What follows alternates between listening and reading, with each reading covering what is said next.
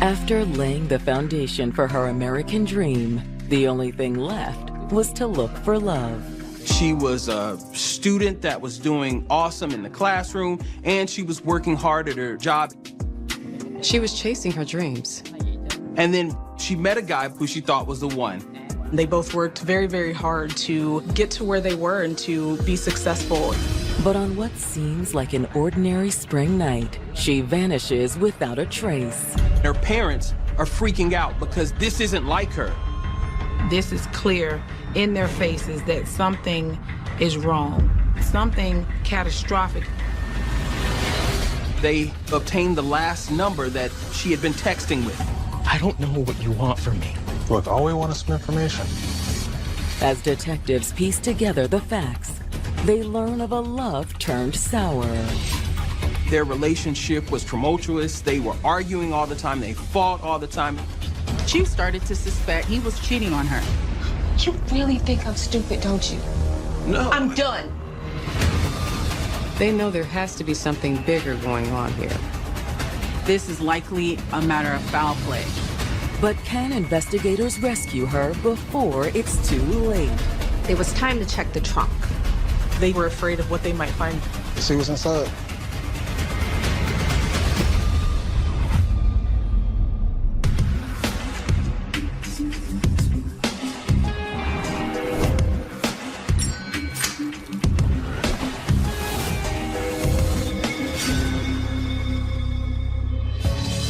March 31st, 2018. It's a balmy Saturday night in Orlando, Florida. Orlando is just a working class area where you have great people, families that are just trying to do the best they can. It's the theme park capital of the world, so that draws a lot of people from all over the world. A lot of immigrants settle in Orlando because it's easy to find stable work at one of the many amusement parks. But at 11 p.m., one local couple is starting to worry about their eldest daughter, 23-year-old Vanessa Coakley. She should be back by now. Vanessa was living with her parents at the time. She left earlier that evening around 8 p.m. to go hang out with friends, but they hadn't heard from her since. Hours have gone by and no word from Vanessa. She has not returned home. She has not called her parents and said that she would be staying out for the night. And the next day, Vanessa had to go to work. It just seemed very out of character. She was actually excited about a new job that she was starting at Disney.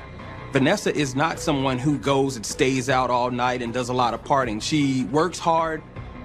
Hi, you reached Vanessa. Sorry I missed your call. You want to leave your name and your number? I'll give you a call back. Bye. Vanessa, give me a call, a text or something.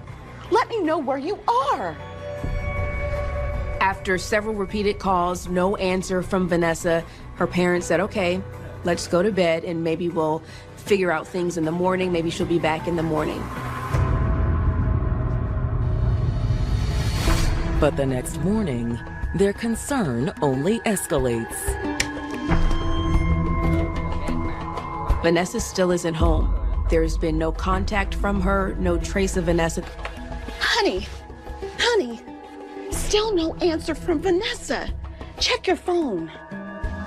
And this type of behavior is just not normal for Vanessa, especially being that she had to be to work the next morning very early. Her parents tried calling Vanessa's job to see if she has clocked in. She never misses work. There's no way she would have done anything to jeopardize her job. But after speaking to her boss, their worst fears are realized. She didn't come to work today. Her parents are now starting to freak out. They're worried because this isn't like her. Something really isn't right. Born and raised in the French West Indies on the Caribbean island of St. Martin, Vanessa Coakley and her family immigrated to the United States after she graduated high school. They moved to America for new opportunities and for the American dream. After they settled in Orlando, Vanessa immediately got to work helping to provide for her family. Her first job here was as a cashier at a local supermarket. Still, Vanessa had bigger dreams for her future. She knew she wanted to go into the medical field, and she knew she needed an education to do that. She enrolled in a technical college. There, she started studying to become a medical assistant. Vanessa was so excited that she would actually come home and take the blood pressure of her siblings in order to practice so that she would be on her game the next time she went back to class. Obviously, Vanessa was super busy between work and school, but she still made time to spend time with her family, with her friends, and she enjoyed going out with guys, going on dates. She definitely enjoyed cruising the dating apps, as many single young people in their 20s do. But when Vanessa went out on a date with 32-year-old Christian Penchie, she realized she may finally be able to delete those dating apps. I had such an amazing time with you tonight. Thank you. Yeah, of course. And it was great finally being able to spend some time together, in person. Christian was 32 years old, almost 10 years Vanessa's senior. He was more mature than the guys her age. He was a divorced dad. He had 3 kids. And Vanessa really respected the way that he had stayed in his kids' lives. Family was something they both really prioritized. Christian was also a fellow immigrant. He immigrated to Orlando from Puerto Rico when he was only 11 years old. I would love to know more about your journey if you want to hang out again. Oh, yeah, we'll definitely hang out again. They came from similar immigration stories. They both had the American dream of coming to the U.S. to build a future for their families and make sure that their families were taken care of. They both worked very, very hard to, get to where they were and to be successful in this country. So both of them very much related on that. They also related on their love for God. Actually, would you be interested in maybe going to church with me tomorrow? Of course, I'd love to. Christian was very involved at his church. He served a number of roles. He was a custodian, he was an usher, he was a mechanic at the church, as well as the graphic designer that designed the weekly program. I'll see you in the morning then. See you then. After meeting Christian, Vanessa truly believed her search for love was over. Vanessa thought Christian was the one. She thought this guy was someone that she could spend the rest of her life with. But after dating him for 2 years, she realized it wasn't meant to be. She suspected he was cheating on her, and she wasn't going to put up with that. It was a heartbreaking loss, but Vanessa wasn't one to sulk in the pain. Vanessa decided to not allow the breakup to keep her down. She knew her worth, she knew her value, and she decided to move on. She dusted off her dating wings and she got back out there. But not without keeping work and school as her priority. By the spring of 2018, she was just 7 months away from graduation. Vanessa had made a 4.0 and got on the president's list of her college.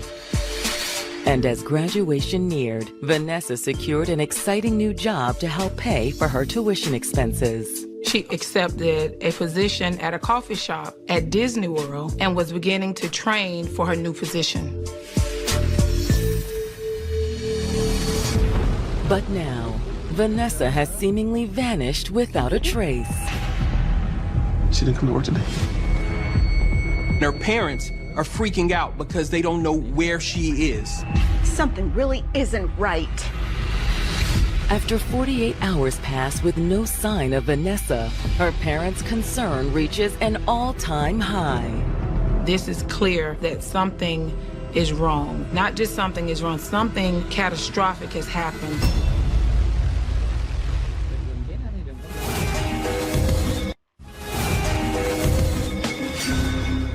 In the spring of 2018, 23-year-old college student Vanessa Coakley was just 7 months away from graduation. She was working towards her medical assistant certification. She was a student that was doing awesome in the classroom. On top of juggling work and school, Vanessa had just jumped back into the dating scene following the end of a 2-year relationship. She was getting back out there, throwing herself into the dating pool. She was starting to make new connections.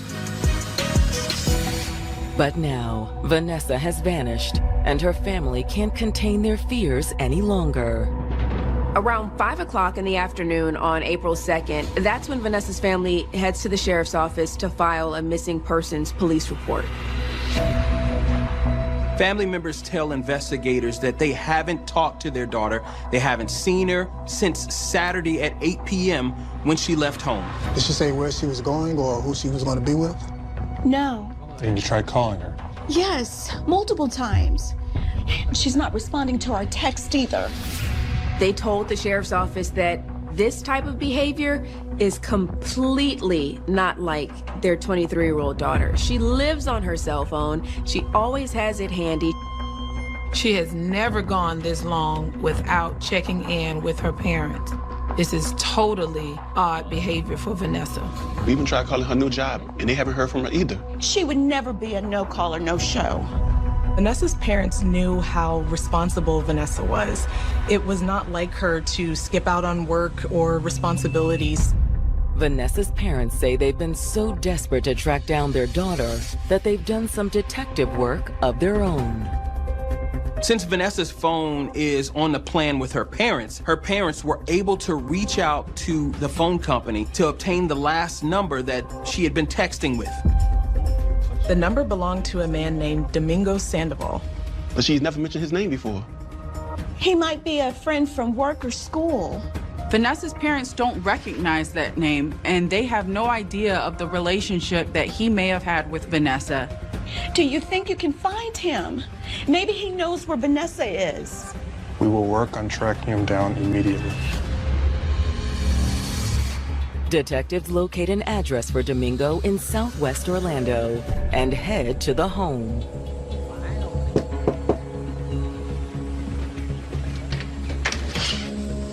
Domingo Sandoval? Yes? We have some questions for you concerning Miss Vanessa Coakley. Can we come in? But as soon as they mention Vanessa by name, Domingo freezes up. He gets cagey. And then a young woman comes to the door. What's going on? It's nothing, babe.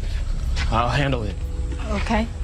He agrees to speak to the police, but he wanted to talk to the police outside because he did not want his girlfriend to hear the conversation.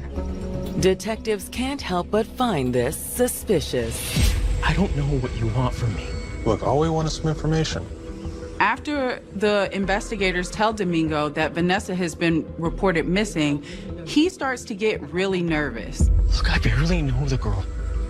When investigators ask Domingo about his relationship with Vanessa, he tells them that he met her online through a dating app a couple of weeks ago. Domingo claims they only communicated through online messaging and through text. They never met in person. He was attempting to hide his relationship with Vanessa from his girlfriend. She didn't even know that Vanessa existed or that Domingo had a dating profile. Now, we know you talked to her on Saturday, and you were the last person she was in contact with. She sent me a text message saying she was going out, but I never heard from her again. Did she say where she was going? No. He admits he may have been the last person to talk to her Saturday night. However, he's adamant that he had nothing to do with her disappearance. Look, there's another person you may want to talk to, though.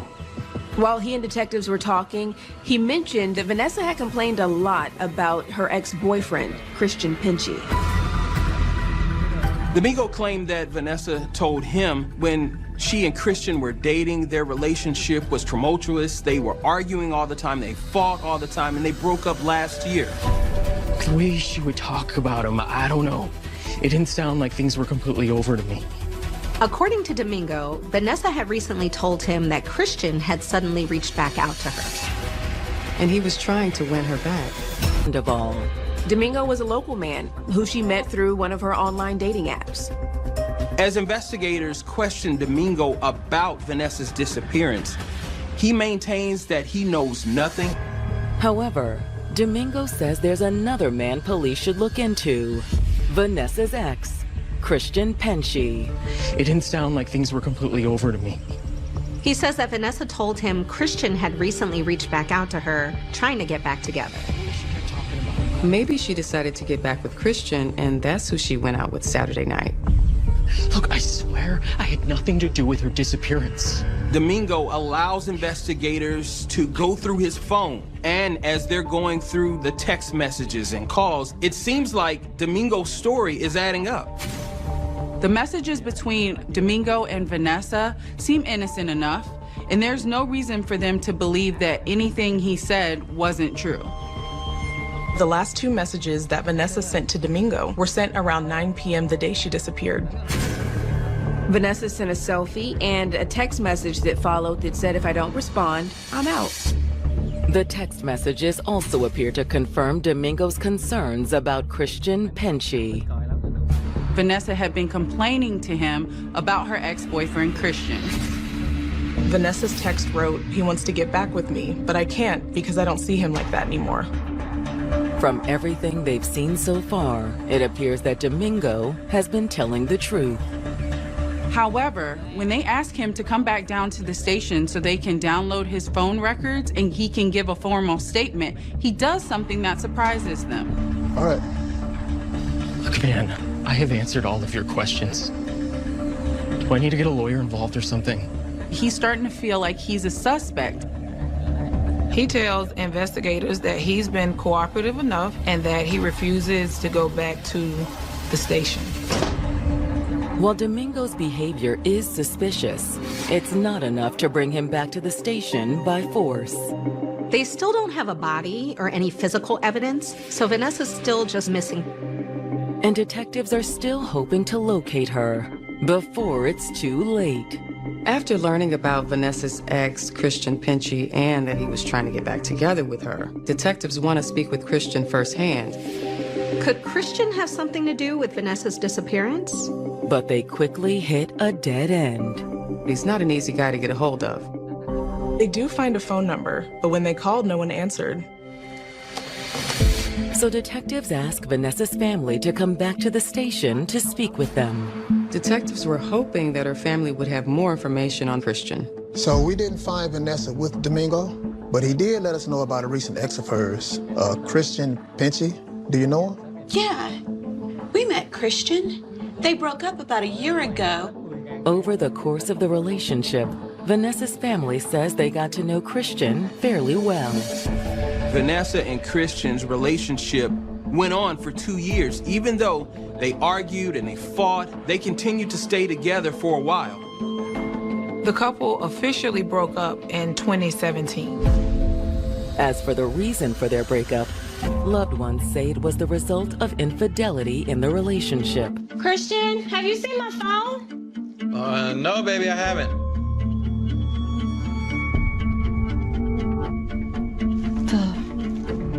Christian! What are these? Those aren't yours? No!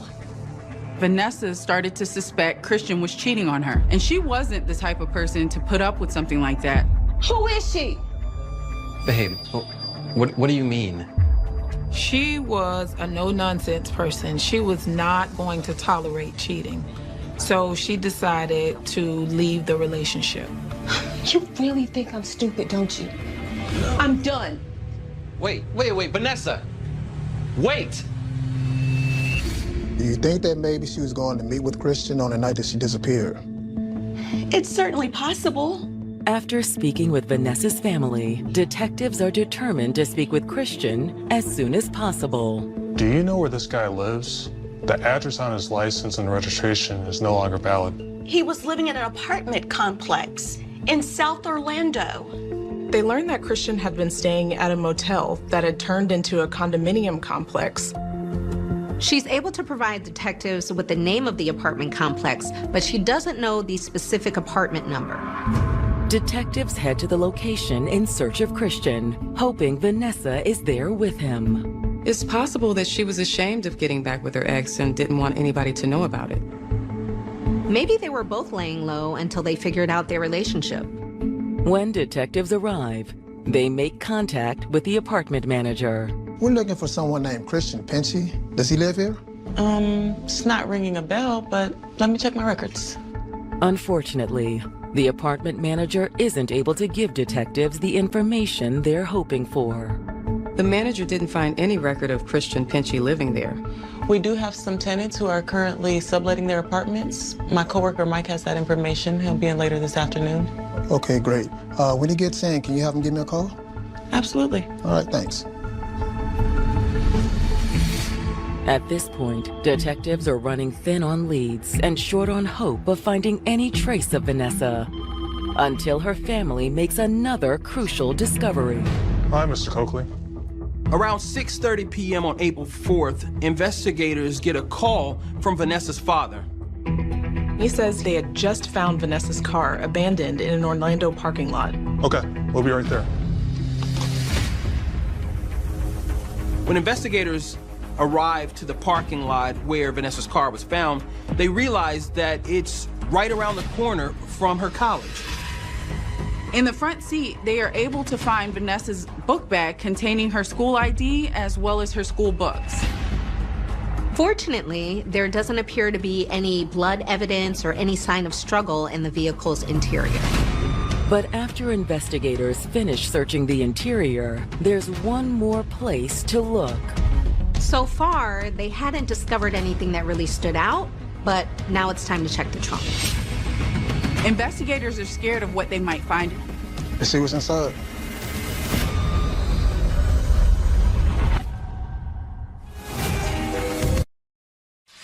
Two days after Vanessa Coakley's parents reported her missing, police in Orlando, Florida have made little headway in tracking her down. They were really coming up empty. They had zero leads on Vanessa's whereabouts. But now, investigators have received a new tip from Vanessa's family. They've managed to locate her missing vehicle. So far, they hadn't discovered anything that really stood out, but now it's time to check the trunk. Well, let's see what's inside. They were afraid of what they might find in the trunk.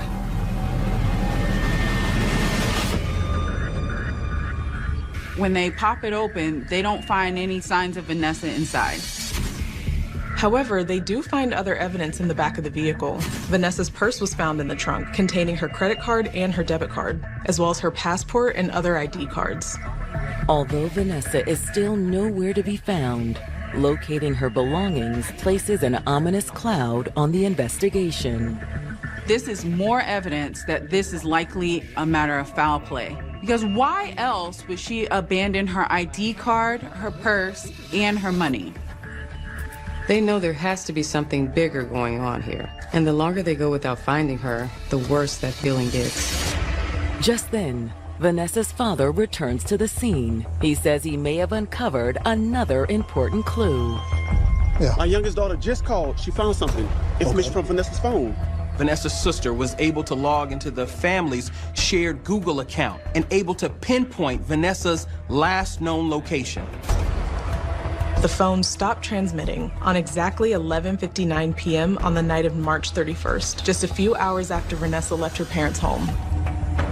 But what's more important is where her phone was last seen.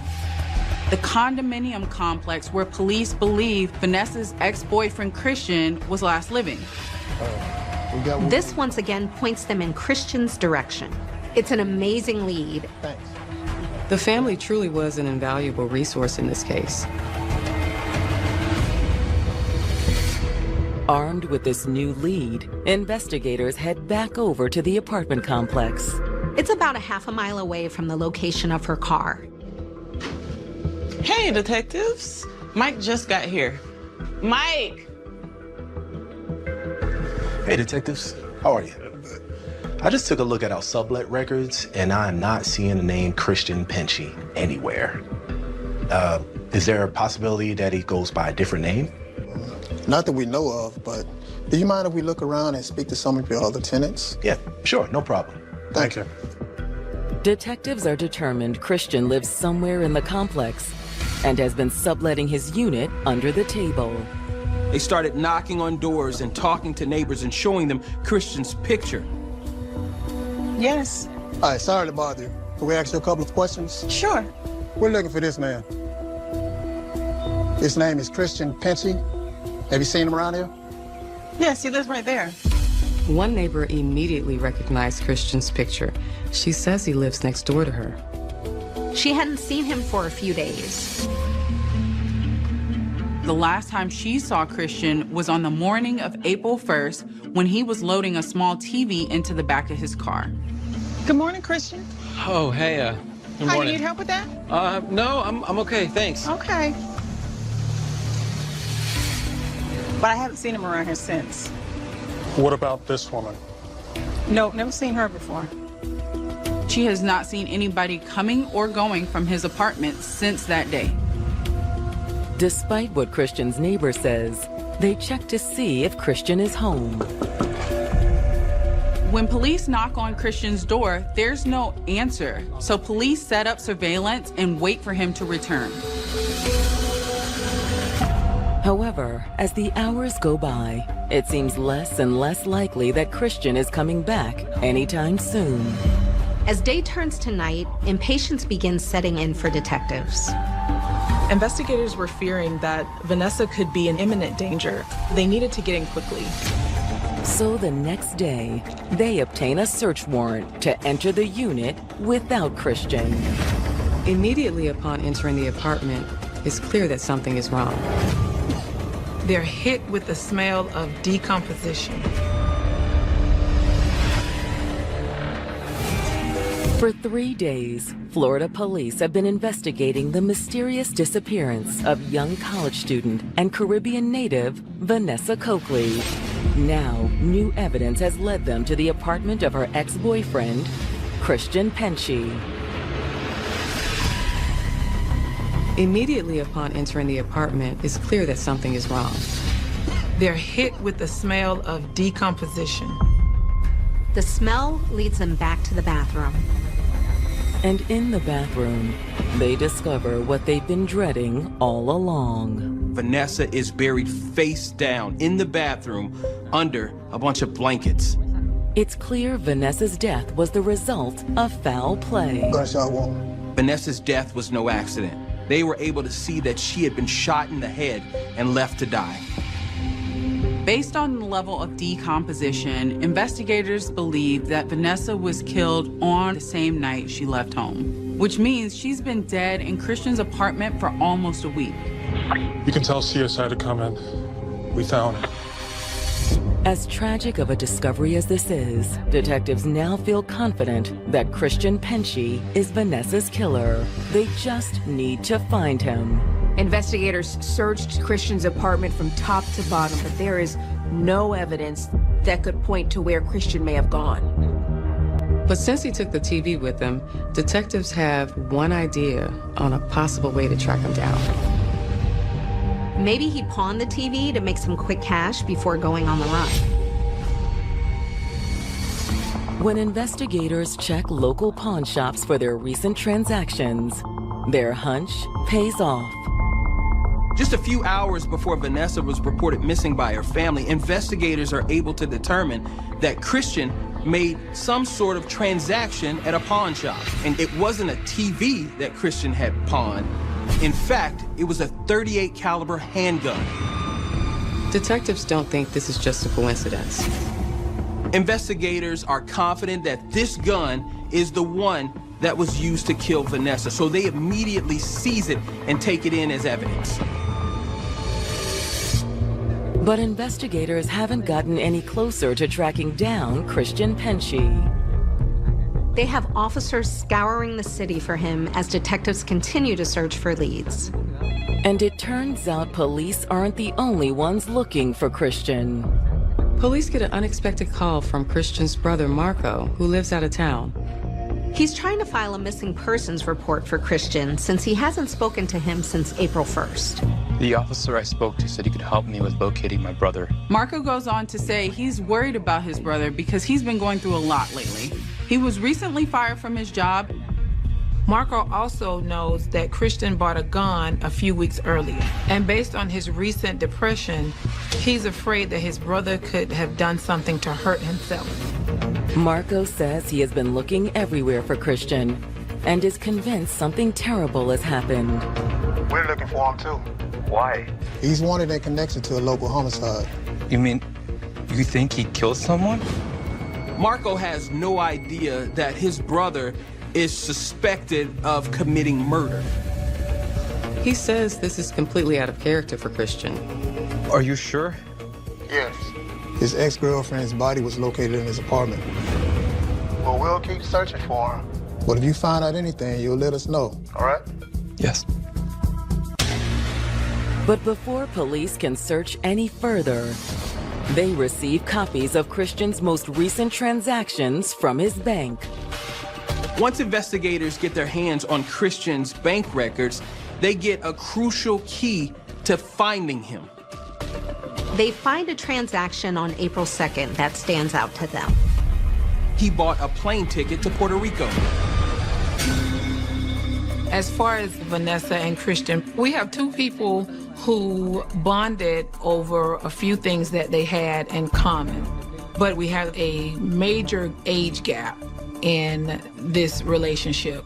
And when we talk about the age gap, the older person have lived experience where he was married before, had a family, children, and the younger person, Vanessa, she had no lived experience in a marriage, no children, or any of those things. It sounded like... After days of searching for missing woman Vanessa Coakley, Florida police discovered her body inside the Orlando apartment of her ex-boyfriend, Christian Penchie. No one knew where she was for over 5 days, and when they finally found her, she was gone. Vanessa had tragically been shot in the head. When the family is informed, they are crushed. They have basically been working just as hard as the detectives to find her. She was a beautiful soul. She did not deserve this. Now, after reviewing Christian's bank records, detectives believe they've discovered where he's hiding. There's a particular transaction on April 2nd that stands out to investigators. 2 days after Vanessa disappeared, he booked a flight back home to his native country of Puerto Rico. Investigators immediately reach out to the airline to confirm that Christian actually boarded the flight that day. He was definitely on that flight. Now it looks like investigators will need to call in assistance from Puerto Rico. Florida police reached out to authorities in Puerto Rico and basically explained the entire case to them. They immediately launch a manhunt in order to track down Christian and get him behind bars. But to everyone's surprise, Christian beats them to it. On April 6th, 1 week after Vanessa disappeared from her parents' home, Christian turns himself into law enforcement in Puerto Rico. He knew the jig was up. Christian is quickly extradited back to Orlando. And once investigators get him into the interrogation room, it didn't take long for Christian to confess to everything. I just missed her, you know? And I thought that we could work things out. Christian explained the weeks leading up to Vanessa's death, he had tried everything he could to rekindle their relationship. He realized he made a mistake and he wanted her back. She was right. I cheated. But I knew that I could make things right. Christian insisted things would be different this time.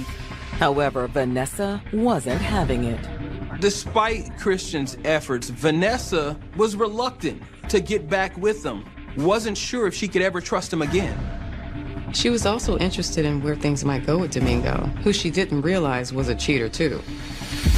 I didn't want to give up this time. So I invited her over to my apartment just to talk.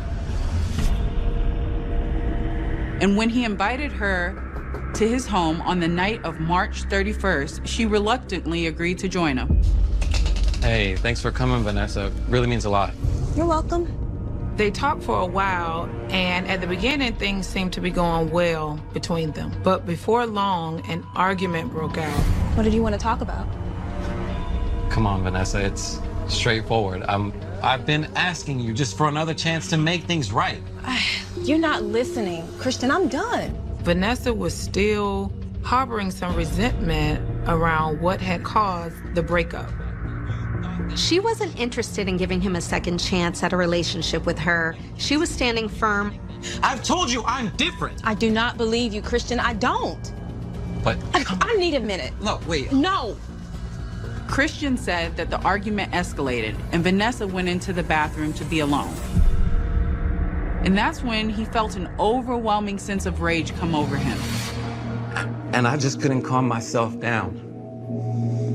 I was so angry that she wasn't getting it. When there is intense anxiety or anger and you're flooded with these emotions, it can shut down that judgment and planning part of your brain. So you are strictly in fight or flight. And during that time, it's very difficult to make rational choices, not make impulsive choices. He grabbed his gun and forced his way into the bathroom. What are you doing? There, he raised his .38 caliber handgun and shot her once in the head, killing her instantly. But once Christian came down from the high, he instantly realized what he'd just done. Oh, God. Oh, my God. He says that he started to panic. He didn't know what to do. Christian says he covered Vanessa's body with blankets. Then he tried to cover up his trail. He knew he needed to get her car out of his parking lot, so he drove it to another parking lot down the road and walked back home. He then disposed of her keys and her phone. I knew that I needed to get out of town, but I needed to make sure that my kids were okay. He said he dropped off his TV at his ex-wife's house just so he could see his kids one last time, but didn't tell them anything about what happened. Christian's next move was to get rid of the murder weapon. He pawned the gun at the pawn shop and purchased a ticket to Puerto Rico to go home. He thought he could hide out there, but despite all he had done to cover his tracks, he realized the police were hot on his trail. The guilt, it was just eating me. He decided to turn himself in and face the music. In a situation like this, where it was somebody who he claimed to really have cared about, it is likely that these events were weighing heavy on his heart, and sometimes people confess because they just don't want to carry the guilt anymore. It's a harrowing tale, and for investigators, it's the confession they were hoping for. Everything that Christian's telling them is lining up with the evidence, and they believe he's telling the truth. He said he wasn't himself, but in the eyes of the law, that does nothing to lessen the responsibility that he now has to pay for the crime that he committed. Christian Penchie is charged with first-degree murder and booked into Orange County Jail. Everyone who knew him was absolutely stunned. He had no history of violence or a criminal background. Having already confessed to Vanessa's murder, Christian doesn't stand much of a chance at trial. So he eventually agrees to plead guilty to second-degree murder and throw himself at the mercy of the court. At the sentencing hearing on April 12, 2019, Vanessa's family read their victim impact statements, and to say they were powerful is an understatement. They were tearful and emotional.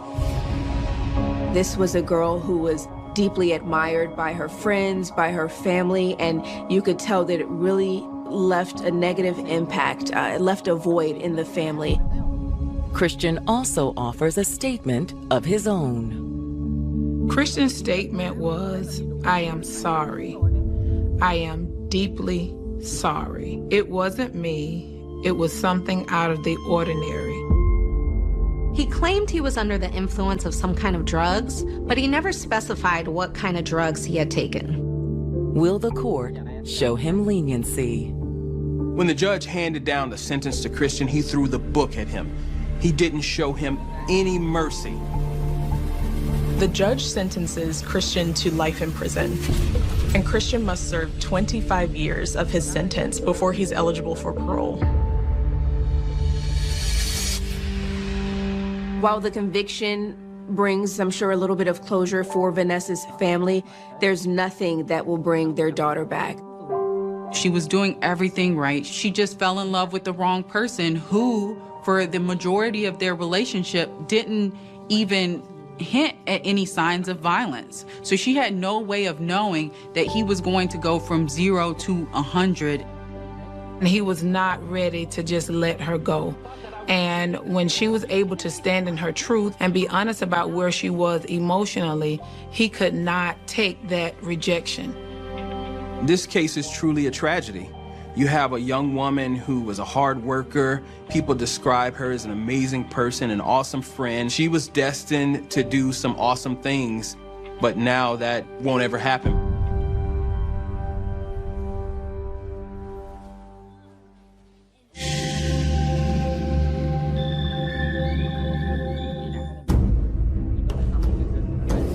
My mother died when I was 3, and she filled a void in my life.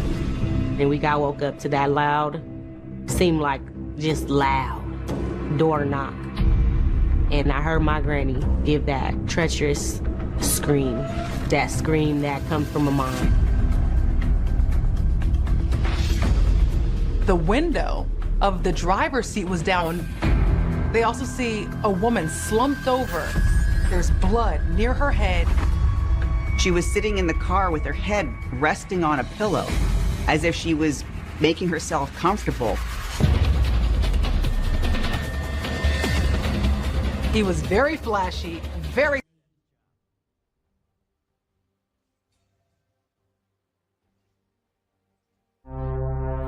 Las Vegas, Nevada is known as the ultimate playground for adults, full of casinos, nightlife, and world-renowned stage acts. But it's also a city that became synonymous with corruption, intrigue, and vice. In 1971, the death of one of its most famous residents sparked a controversial investigation that would leave everyone wondering what really happened.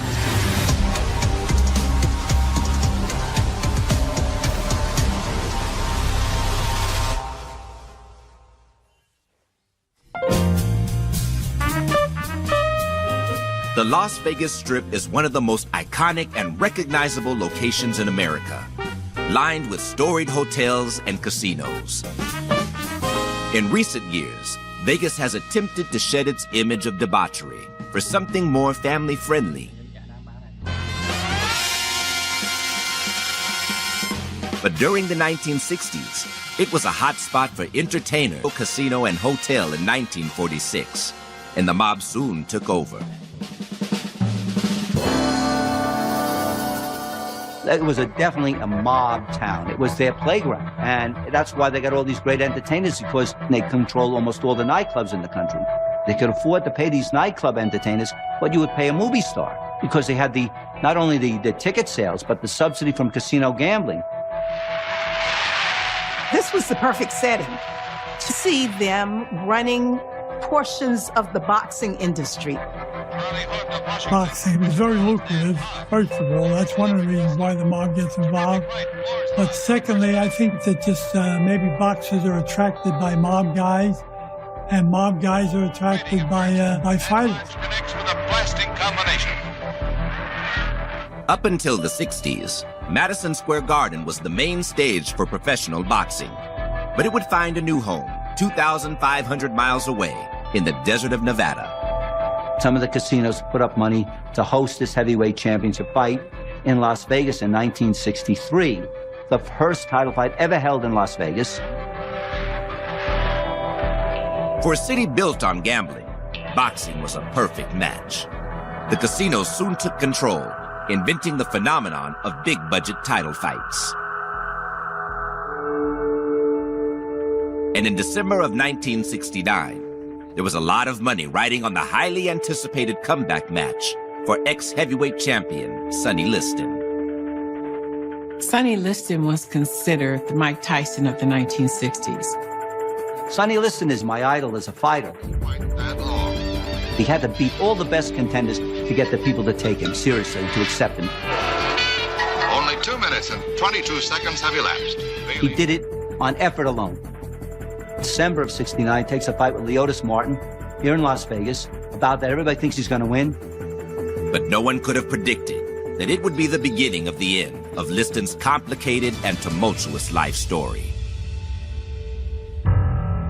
On January 5th, 1971, Sonny's wife Geraldine and son Daniel returned home to Las Vegas from Christmas vacation with her family. She actually planned to stay longer, but she became concerned after Sonny stopped answering her phone calls. As soon as Geraldine stepped inside the home, she smelled a rotting smell and thought maybe she had left something in the kitchen. But when she stepped into the bedroom, she discovered Sonny's decomposing body. It was obvious he was dead. She called the sheriff's department, and the sheriff's department called homicide. When I got to the scene, Geraldine Liston had already left the scene, because I guess she was quite traumatized. 38-year-old Sonny had always been a mountain of a man, with enough power to shatter his opponents. So, what could have happened? We knew he was past his prime, but he was a relatively, young guy. And it was a shock. It was unbelievable that this could have happened. He was laying in bed. It was a real pretty bad odor. It was really disturbing because he was one of my heroes as a kid. I'll never forget that.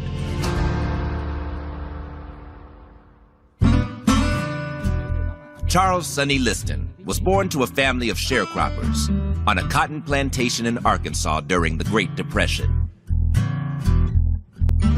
Since the state did not require birth certificates, the exact date of his birth became the first of many mysteries that defined his life.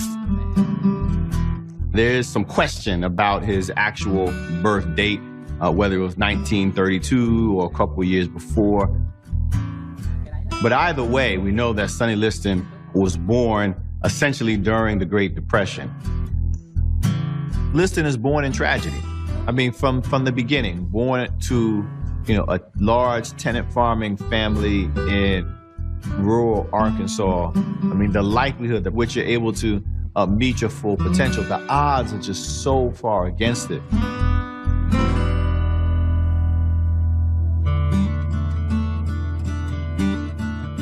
In 1946, a hard winter left the family struggling to get by. But when his mother left to find work in St. Louis, Sonny ran away from home to follow her. The father beat him every day. Sonny was the biggest child. He would get the most beatings. There were scars on his face. There were scars on his arm. And of course, he left the father because this was like a childhood from Dickens or Dostoevsky, where there were beatings and hard work. Once reunited with his mother in St. Louis, Sonny adapted to life on the streets to make ends meet. He still has no formal education, right? So how do you even translate that success into something that is lasting if you were denied what you need to be successful in other ways because you were born Black and poor? Unfortunately, he assimilated himself into a world of petty criminals. Over the next 6 years, Sonny was involved in various muggings and robberies. You live by the sword and you die by the sword.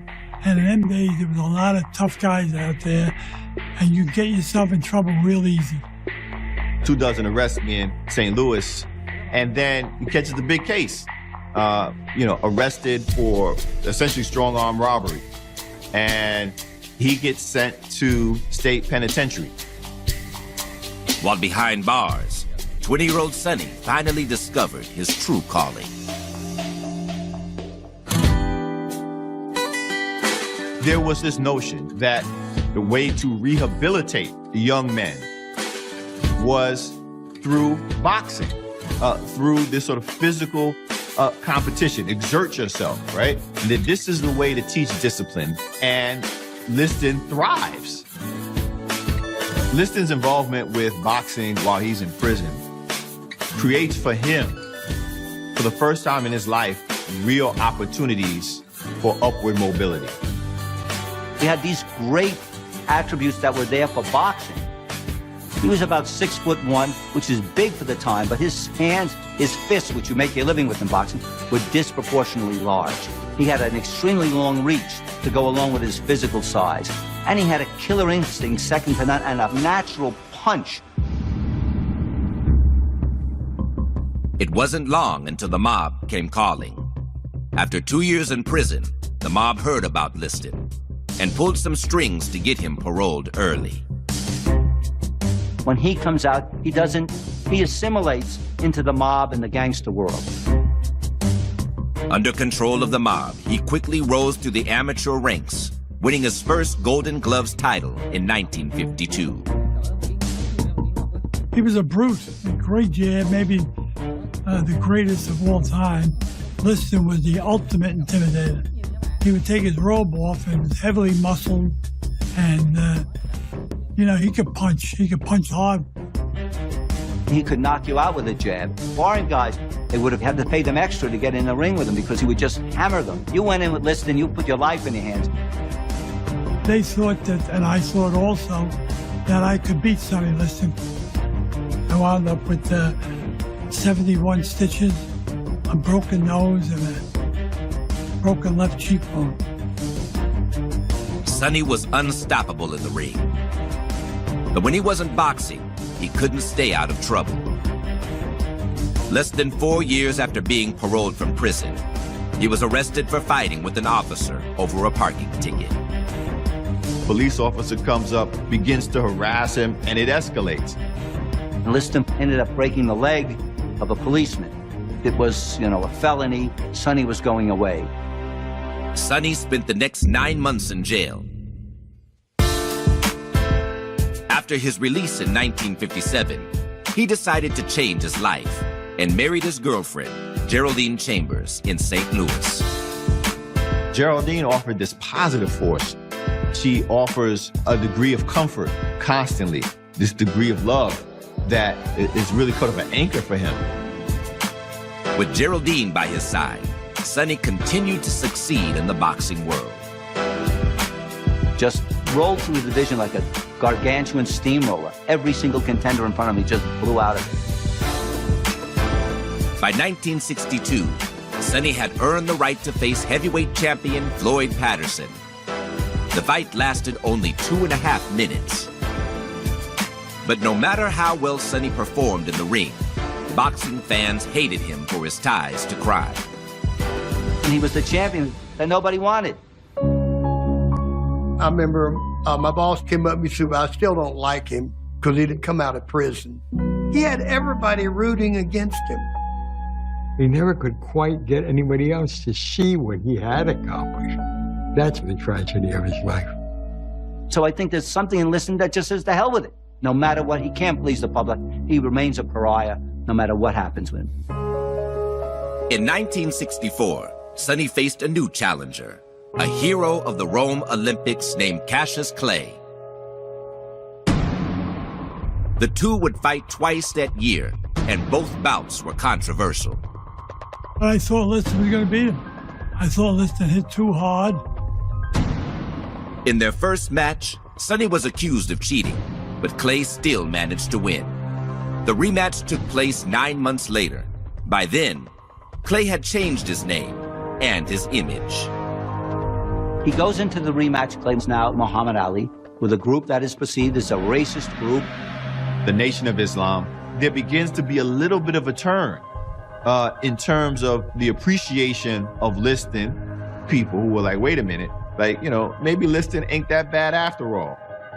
But this time, the outcome would be even more shocking.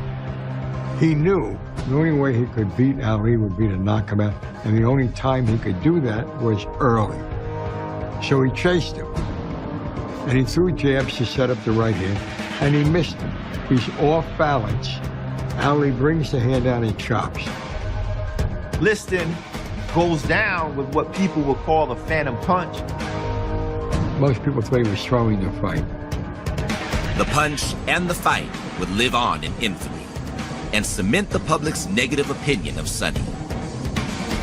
Liston completely repulsed everybody. My God, this guy didn't just lose, he quit, or he laid down, or he took a dive. But I think the die was cast for his future in Las Vegas. In 1969, Sonny would move to Vegas and attempt to make a comeback. But less than a year later, he is found dead. And no one can understand why. I was in shock. no longer held the title belt, but he was still their champion. So, when he's found dead at his home in Paradise Palms, nobody wants to accept it. Instead, they want answers. Investigators find Sonny's body slumped on the bed, with a broken footstool nearby. He'd been dead 4 or 5 days. He was all bloated. He was laying back. His feet were like on the floor. How he exactly died is unclear because his body was so decomposed they couldn't determine the cause of death. The police thought maybe he had fallen, which would explain the broken stool. But the coroner learned through the autopsy that he didn't have any head trauma. His wife, Geraldine, believes he's been killed, but police find no indications of forced entry or foul play. However, they do find evidence downstairs that suggests a different cause of death. I was talking to the detective, and they said they found a balloon of heroin on the kitchen counter. So it appears that he had died from a drug overdose. The theory seems to be confirmed when autopsy reveals a needle mark on Sonny's arm. However, those close to the former champion insist he wasn't an addict. He hated needles, and so it would be a surprise that he would die from a needle injection. I think what raises the suspicions is that Liston was not known as a heroin user. That raises real red flags. But as investigators dig further, they discover Sonny had been leading a double life. He was known to have been dealing at that time. Liston had known associations with pretty serious narcotics traffickers.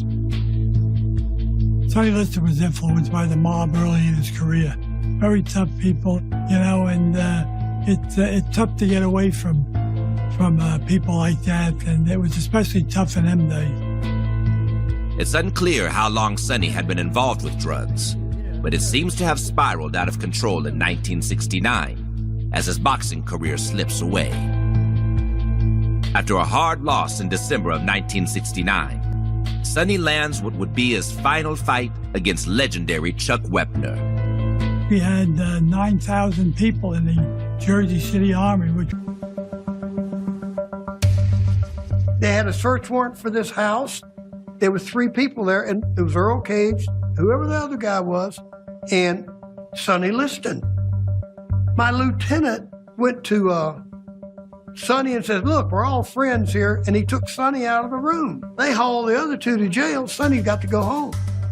Well, automatically, they thinking he was an informant or something because Sonny was given a pass. However, despite growing evidence that Sonny had quite a few deadly enemies, Las Vegas police suddenly closed the case. The coroner's report showed that there were only trace amounts of morphine in his system, but it wasn't enough to kill him. So they ruled it that it couldn't have been an overdose or homicide. The coroner attributes Sonny's death to natural causes. But to Sonny's loved ones, his death is anything but natural. How many heavyweight champions die in this manner? But then, also because of the connections, right, with the criminal underworld, which just beg for speculation in terms of foul play. With Sonny Liston, so always what happened?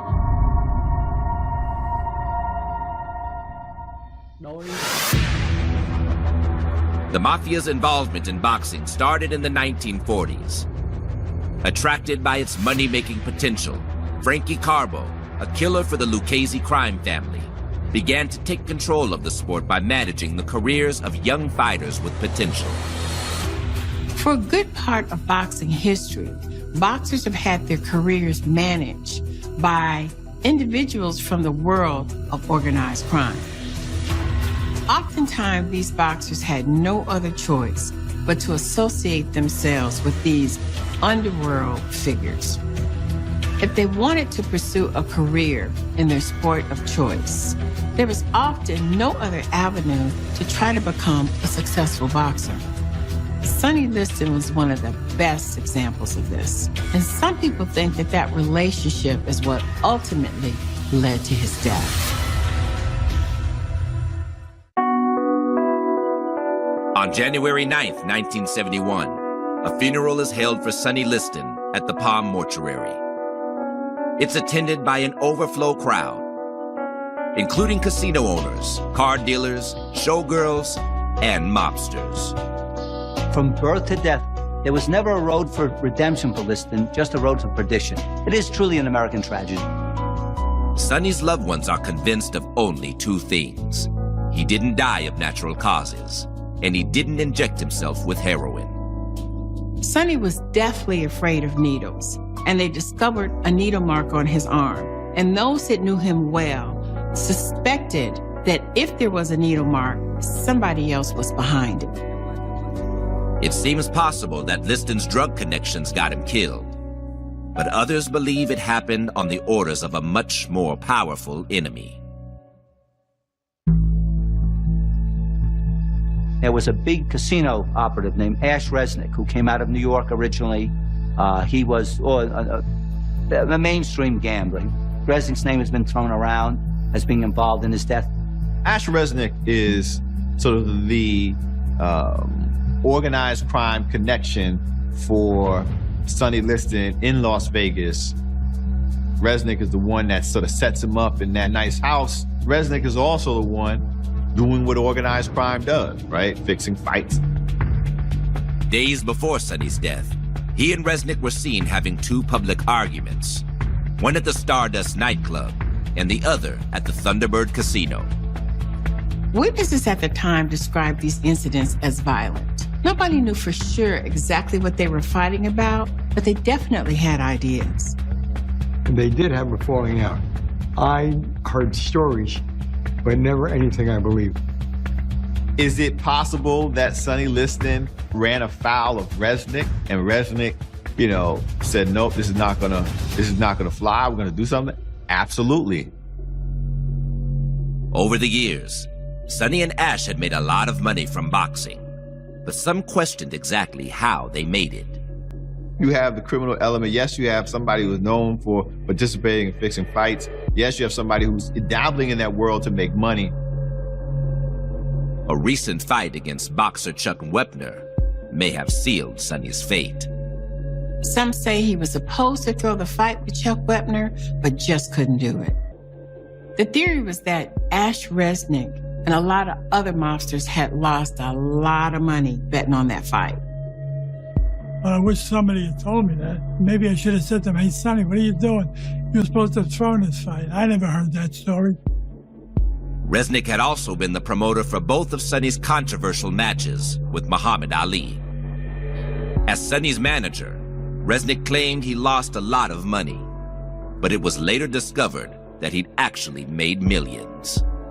There's some speculation that Sonny Liston in the second fight takes a dive at the behest of the Nation of Islam, for whom Muhammad Ali was now firmly entrenched.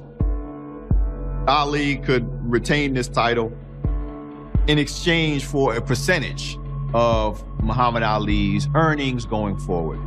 And that, sort of later on in life, Sonny had begun to talk a little bit too publicly about the fact that he had a percentage of Ali.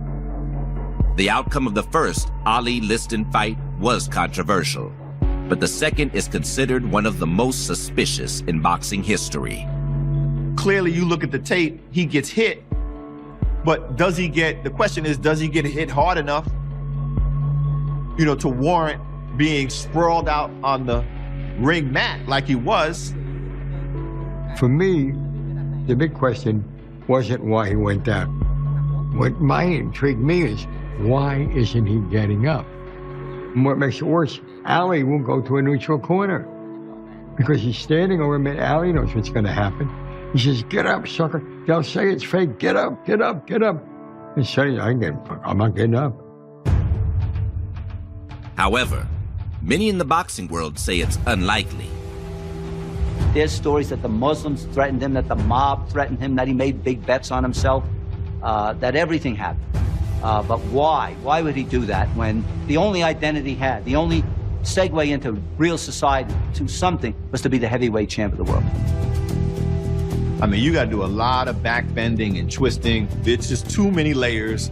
Too many people need to be involved for that, I think, to really carry any weight in terms of a plausible motivation for Liston to be killed. But organized crime and shady boxing deals aren't the only possibilities. And as other facets of Sonny's life begin to emerge, so do additional conspiracies. Sonny had an affair going. Women were like grains of sand. He was womanizing. Sonny had a mistress over there that could have set him up to be killed. This is a world that was inconceivable to this kid growing up in a backwater in Arkansas. I don't think there was a week went by that he was sexually faithful to Geraldine. She, of course, knew it. You cannot not know it. Sonny's philandering was bad enough, but Geraldine had a constant reminder of his infidelity living in her house. It turns out their adopted son, Daniel, was actually the product of one of Sonny's flings. Sonny had a thing with a cocktail waitress, good-looking, busty blonde. One day, him and Geraldine were sitting in a restaurant. She come walking up as this young kid and said, "Here, this is your kid," and handed it to Sonny and walked off. To prevent a scandal, Geraldine agreed to raise the child, keeping the real story out of the papers. Through the years, she continued to stand by Sonny, but everyone has a breaking point. My God, did she finally reach her end and say, I can't take it, to the point where she's so fed up that she now arranged for him to get a heroin overdose? It's not hard to imagine for Geraldine to have built up that kind of animosity towards her husband. And then you take into consideration the things that Geraldine did after she discovered the body. While Geraldine was never considered a suspect, some find her actions the night she found his body to be suspicious. When his wife comes home and finds his body, finds him dead and literally decaying, that she doesn't immediately pick up the phone and call the police, but instead, goes to a friend, neighbor's house, and they come back and they spend several hours actually sort of cleaning up the place. That's just not the kind of thing that you expect a family member to do when they find their loved one dead. Not unless there's something that they didn't want the police to find. However, others believe there is a more innocent explanation. The police had been harassing Sonny for as long as Geraldine and Sonny were together. And I'm sure she knew that those drugs were not there before she got there. They said they found a balloon of heroin on the kitchen counter. And in the same breath, they told me that Geraldine had cleaned the house up for 3 hours. How did she miss the heroin? I felt that somebody from the sheriff's office brought that heroin in to get a search warrant so they could look for more drugs than the cash in the house. That's bothered me for, 50 years. No one knows what police might have been looking for, but the official explanation for Sonny's death would stand unchallenged for the next 10 years, until a witness steps forward with an astonishing new story. If you're a contract killer, the first person you need to kill after you killed the target and you've been paid is the guy that hired you. During the 1960s, Las Vegas police were notorious for using extreme methods in their attempts to keep the peace. They get rid of undesirables mostly by beating them up and dropping them on the other side of state lines. That could be a vagrant, homeless, criminals. That was considered cleaning up the streets. It was a different time, and they truly had a different way of doing things. And it definitely didn't earn them any friends amongst the Black community. And some consider the handling of Sonny's death as very suspicious.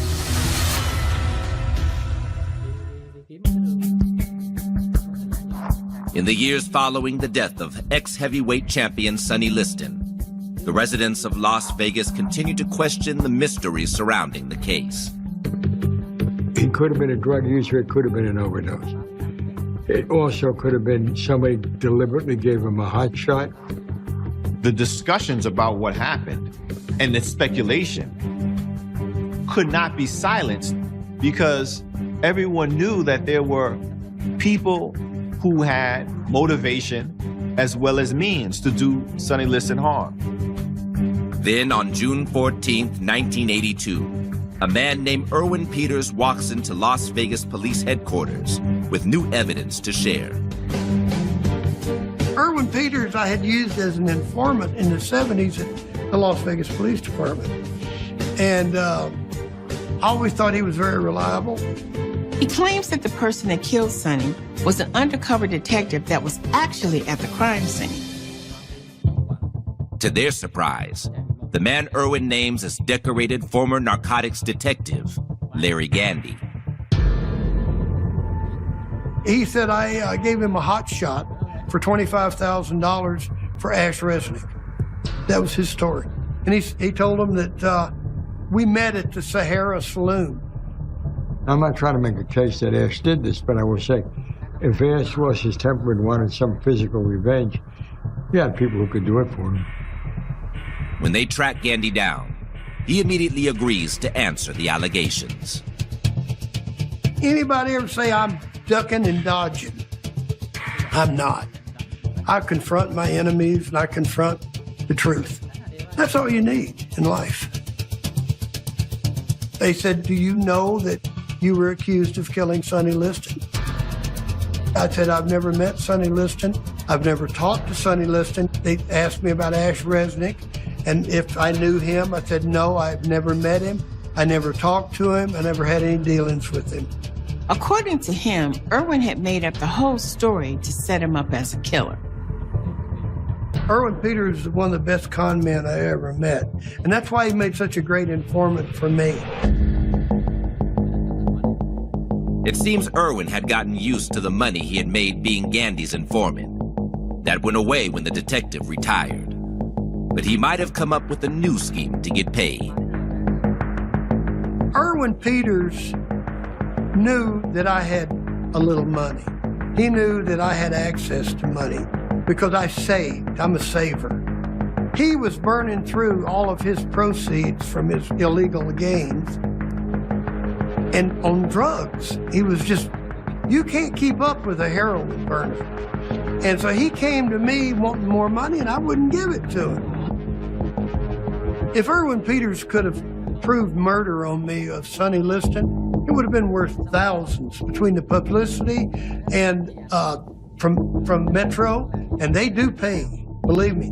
Law enforcement operates on money, on paying informants. Not only could he sell the story, he thought, it'd get me a life sentence and get me off the streets, because I was very vindictive. But Erwin's story is full of holes, and there is no evidence connecting Gandy to the crime. Well, first thing, I could never be a contract killer. I wouldn't kill anybody for $25,000. The next thing is, any smart hitman, if he kills anybody, once he's paid, he kills the guy that hires him, because everybody flips on the hitman. It always comes out. The truth always comes out. As far as investigators are concerned, that ends their brief... Okay, Sonny, I got one more thing for you to do. Die this way. And leave a mystery behind you.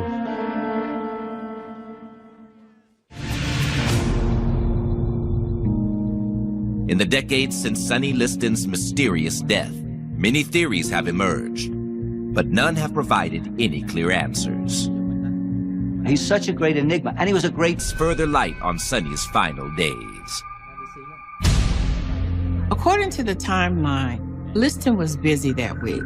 He traveled to LA to meet with Paramount Studios about a movie deal, and also he had met with a boxer about a fight in Japan. Telephone records show that he made 2 phone calls to Geraldine and several phone calls to a hotel that he dealt drugs out of. He checked out of the Biltmore Hotel around midnight in downtown Los Angeles and then drove back to Las Vegas. That put Sonny back at his home around 6 a.m. Wednesday, December 30th. And according to reports, he was met there by an unarmed narcotics agent who came with a message that gives more weight to a potential motive. I think he was a snitch for John Sleeper. John Sleeper was a controversial member of the Las Vegas Police Department who'd just been fired shortly before Sonny's death. Was it John Sleeper who paid Sonny the visit that night? And if so, why? The speculation was that John Sleeper was there to give Sonny a warning. He had lost his job at the police department and he wouldn't be able to cover for Sonny anymore. So Sonny was now on his own. He was always dependent upon the protection of other people. And so what happens when you lose that protection? In that sort of toxic environment, you don't have any protection when that blowback comes on you. Did the seedy underbelly of Las Vegas catch up to Sonny despite Sleeper's warning? It was in the opinion if somebody had killed him for being an informant for John Sleeper, that they would have injected him with a hot shot after having drinks, passed out. It only takes one load and you're gone. He was too big and too tough to say, here, I'm gonna give you a shot. Are you kidding me? Heavyweight champion of the world, he'd beat you to a pulp. If he didn't want something, you're not gonna give it to him. Whoever killed him, it had to be a total setup. But without any evidence, it's just another murder theory. The whole thing was a bad situation. It's never been proved. And if he was killed, the killers have probably gone to their grave.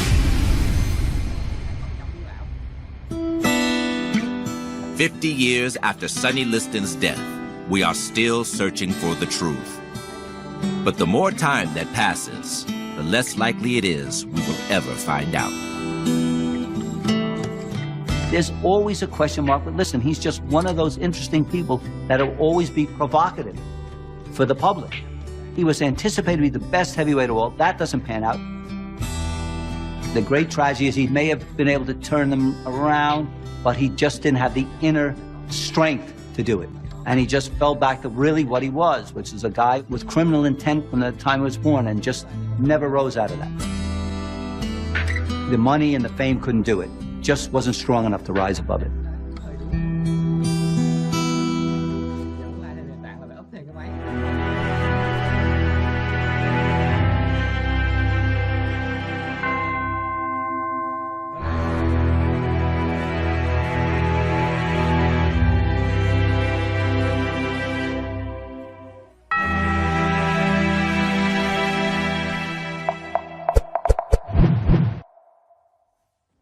Welcoming approach.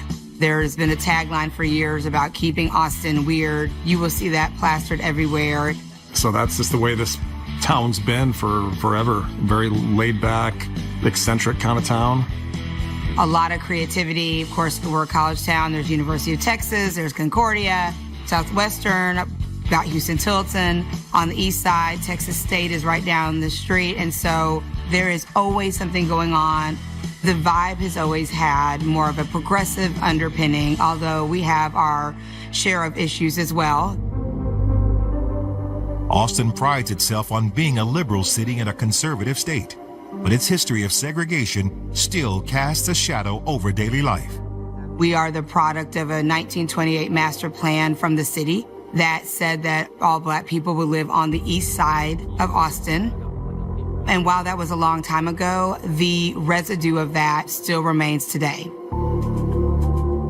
It was probably presented as, you will have all the amenities, you will have all the things on the east side. Even though there's been a lot of growth and a lot of development, those promises have never really come to pass for Black people. It became a very divided community, almost like a Tale of Two Cities type of underpinning. I-35 is the interstate that runs through the middle of the city, and it really is that line of demarcation that separates East Austin from West Austin. I've been in Austin my whole life. The east side of I-35 has always been socioeconomically depressed. And although we have made tremendous advancements, it is still very segregated. By the 1990s, East Austin was known for its poverty and high crime rates. That's where you had your projects. That's where you had a lot of impoverished individuals who didn't have a lot of opportunity. Where you have low income, where you don't have a lot of opportunity, you have crime. And it's not a black thing, it's not a white thing, it's not an Asian thing, it's a social economic thing. But in the early 2000s, a real estate boom ushered in a new era. When I grew up, this was a predominantly, African-American neighborhood. People here were striving, working, kids going to school, everybody doing their best. Now it's more the big companies are coming in, the people with the community feels kind of pushed out, and it's more of a, young, hip scene. On any given day, when I drive down the streets in East Austin, there is a lot of growth, and there are a lot of people that do not look like me now. You have watched the Black community have to hold on to what was recreated and built by Black people on the East Side. In 2018, Austin's mayor created a task force to study the racial divide and ways to address it. But those efforts were soon halted by one of the most terrifying events in Texas history. March 2nd, 2018. It's a little after 7 a.m. on this peaceful spring morning when Austin police receive an unusual emergency call. We were getting ready for South by Southwest, one of the largest music festivals in the country, and I got a phone call that there had been an explosion at a residence up in Northeast Austin. Initial thoughts are that we had maybe a hot water heater that exploded or someone that was welding and a tank exploded. But when officers arrive on the scene, they find the aftermath of something much worse. There is basically a crater into the side of the wall, and there was a lot of debris there, a whole lot of debris. There were screws, nails, a lot of cardboard, and broken glass, and that was mixed with a lot of blood. A lot of carnage. Looking at the amount of damage that was done to the door and the entryway, it was in that moment that you realized that this was not just, an accidental explosion, but this was some type of IED that had gone off. We also find the homeowner, 39-year-old Stephen House, unconscious and bleeding on the front porch. His neighbor, Sean Phillips, is attempting to administer first aid. There was some shrapnel in his torso and his face. His hands looked like they were mangled. So I didn't do any chest compressions because I was scared of pushing things in. The EMT got there, and I remember him just very blatantly saying, "Is this guy even alive?" To which I responded, it was like, "Yeah, he is, barely." As Stephen is rushed to the hospital, police are left to wonder, was this a random act of violence or something else? I called my supervisor right away. I was like, "Hey, boss, we need everybody right here, right now. This is a big deal." Anthony Stephen House was raised in Pflugerville, Texas, a suburb on the northeast side of Austin. Stephen was really intelligent, like really, really intelligent. He had a real analytic brain. Stephen always broke everything down to its lowest compound and would try to figure out what makes things work. We have toys or other things and we just buy them just to take them apart, just to make sure he could put them back together and see if he could recreate one on his own. He was a solution person instead of a dwell on the problem type of person. But he was always smiling. He wanted to make everything around him and the people around him bigger and better and stronger. And if he cared about you, you were going to be on that list. Stephen put that intelligence to good use, excelling in high school and going on to earn a degree in finance from Texas State University. Stephen was just a consummate entrepreneur. Yeah, he owned a construction company. He managed a few hedge funds. He was into finances real big. He did a lot of investing, a lot of Bitcoin, when Bitcoin was still kind of new. Stephen had his hands in many things. He always told me he'd never have less than 4 sources of income. Soon after launching his career, Stephen married his girlfriend Shannon and started a family of his own. Stephen was really big on family. He didn't even want to go out anymore, especially once he had his daughter. Stefan's daughter was his world. His wife was his world. And he really didn't want to do anything outside of make money and take care of his family. He really was big on home, a safe place, on being a protector and a provider. But he was really a big teddy bear the whole time. Now, that sense of safety has been destroyed by an explosion, and Stefan's life hangs by a thread. As Stefan is rushed to the hospital, Austin police, along with the ATF and FBI, try to determine what happened. His neighbor, Sean Phillips, says he heard the bomb go off while he was getting ready for work. It was somewhere between 6 and 6:30 a.m. While my kids were getting dressed, I heard this just astronomically loud bang. It sounded like a 18-wheeler running into a dumpster. It wouldn't surprise me for it to have been heard half mile, 3/4 of a mile down the road. I immediately ran out my front door, and I looked to the left, and then I saw Stefan. And he was standing out there, and he was visibly bloody. He looked over at me for a second. I called out to him, and he didn't respond, and then he just immediately dropped from there. I ran over and attempted to render aid. I just knew to put him on his side so he wasn't going to be dealing with like choking on his own blood or whatnot. It was obviously an explosion at this point, but it never once crossed my mind it was a bomb.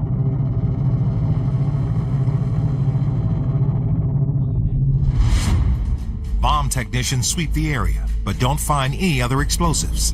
It appears that Stefan was the victim of a targeted attack. The question is, why? Mr. House was very well liked in his neighborhood and by his friends. He was just a husband and a father living his life.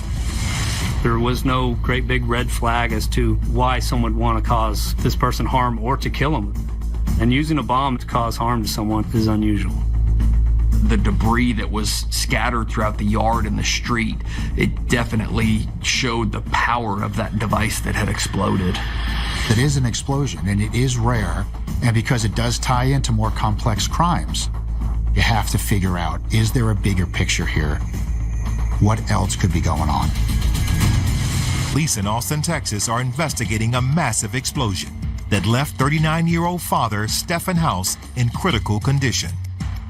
Residential bombings are highly unusual, so the Austin PD, the ATF, and the FBI have all descended upon this otherwise quiet neighborhood in Austin's northeast side.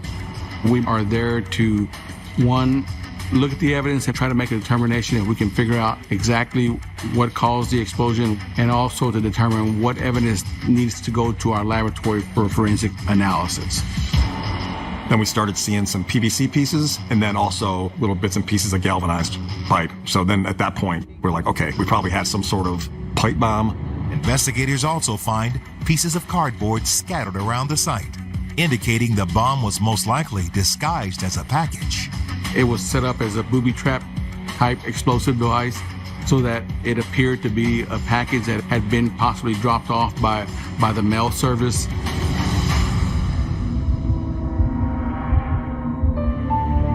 Mr. House went out front while his daughter was getting ready to go to school and found the package sitting either right on the front porch or right out front in the grass. And he picked that package up. And upon picking it up is when that package detonated. The shrapnel from the explosion tore through Stefan's body, causing tremendous damage. Sadly, it's too much for doctors to repair. We soon found out Mr. House was pronounced dead. So immediately we have a homicide on our hands. I really didn't understand it. I mean, you say that you don't really get it until it's your family. You see it on the news all the time, different traumatic and tragic experiences and accidents and stuff like that. But that's not one of the things you worry about with Stefan. That situation could have been even more tragic because a father was getting ready to take his daughter to school for the day. She could have easily been with him. Had she been holding hands with him and walking out, we'd be actually talking about two individuals that lost their life right now.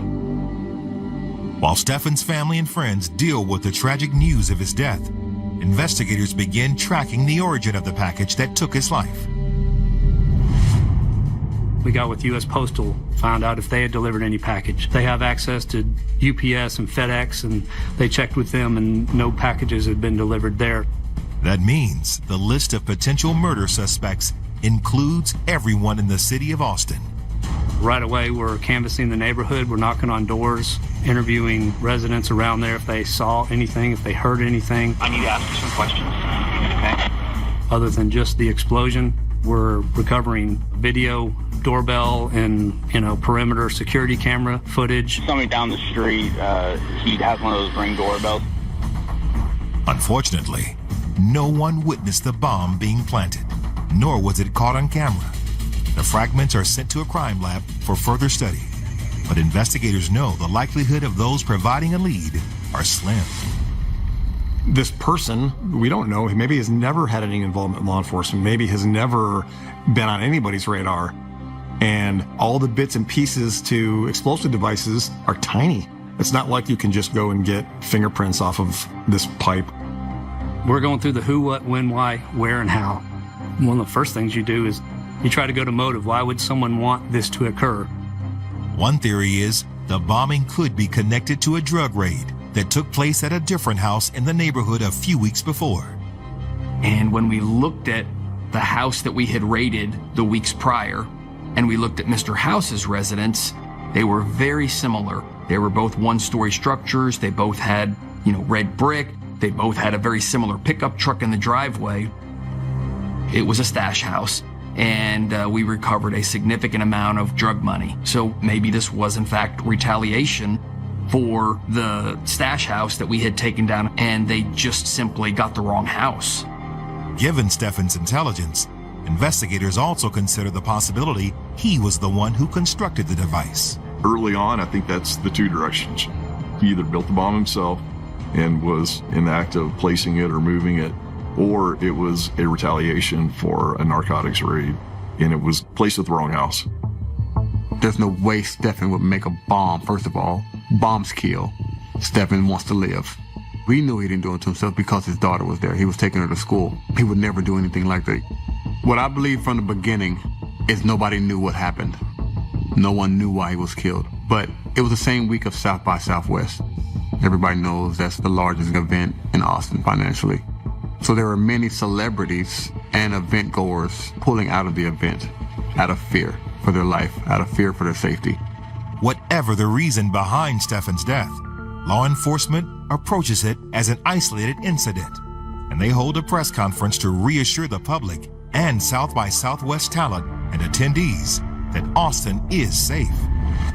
Within 48 hours of them not being able to find anything else, they went on news and said, the scare is over, which put the public at ease enough for South by Southwest to continue.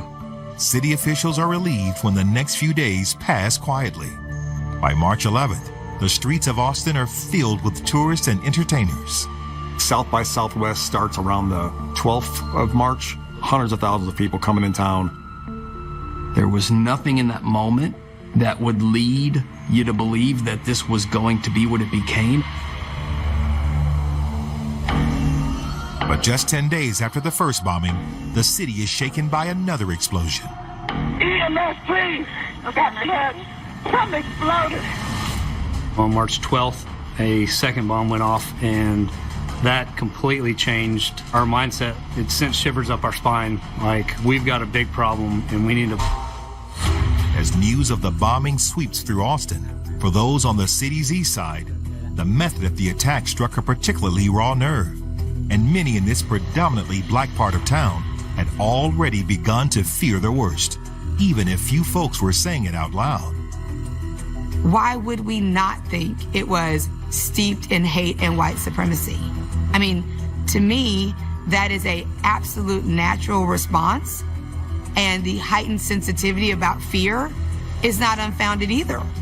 That level of hate and disrespect for black bodies for which we live in every day was next level. A bomb? I mean, a bomb. 10 days after the unexplained bombing that claimed the life of Stefan House, investigators are racing to the scene of another explosion. Early Monday morning, I believe it was, I get the call again. Everybody who knows anything about explosives, they've been told, get to Austin as quickly as possible. This time, there are two victims. 17-year-old Draylon Mason and his mother, Shamika Wilson. They did a run or walk every morning before school, and they were headed out to go do that. When they opened the front door, there was a box on the ground. So they took it in the house,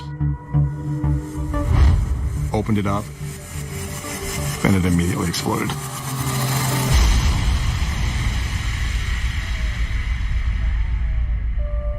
Shamika is rushed to the hospital with severe injuries. Tragically, Draylon is pronounced dead at the scene. Draylon was the child most parents would hope for. He was loved by his friends. He was extremely intelligent. He was an amazing musician. He was kind of introduced to music early. My great uncle played the guitar, and so Draylon would be up there around 4 years old, and he would just be imitating him. It didn't get serious until around 6th grade when he was introduced to the orchestra at his elementary school. He looked at music differently, like an artist would look at, colors.